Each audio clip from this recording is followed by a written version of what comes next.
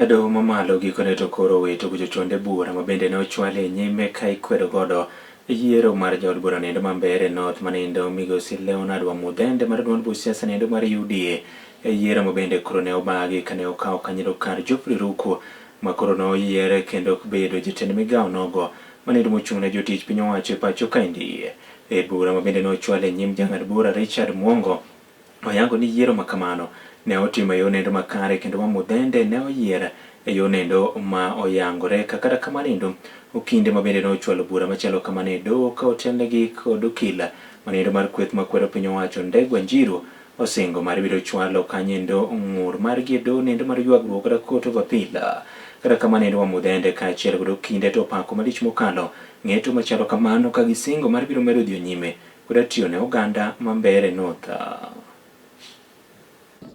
Hii ni siku kuu kwa demokrasia ya hii nchi. Manake koti imetoa uamuzi na ikadhibitisha yale ambayo tumekuwa tukisema ya kwamba Mheshimiwa Leo Wamuthende alishinda kihalali.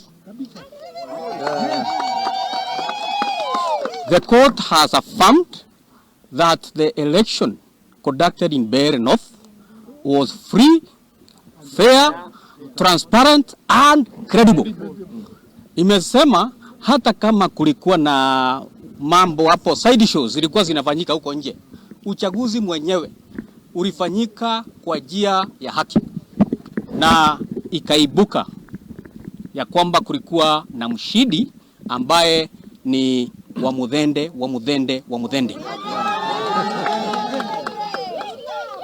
So tuna furaha mpwito kwa sababu mahakama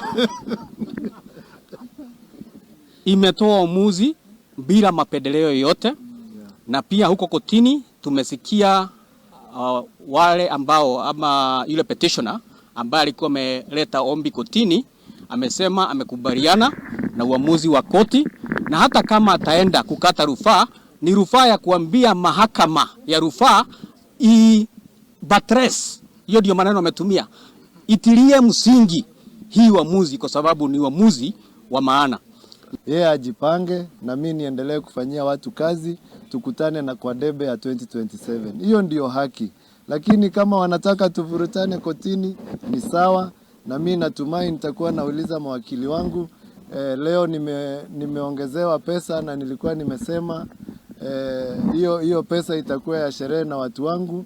Tukienda huko mbele waende waongezewe ingine wanipatie ni sawa.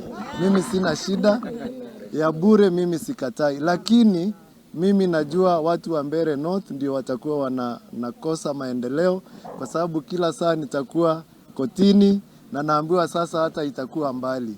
Kwa hivyo mimi ninashukuru sana na nashukuru Wakenya wote kwa kuniombea, na niseme nitafanyia watu wa Mbeere North kazi na watu wote supporters wangu, wale supporters wote wa Karish, nyinyi wote na wahudumia kwa usawa bila mapendeleo.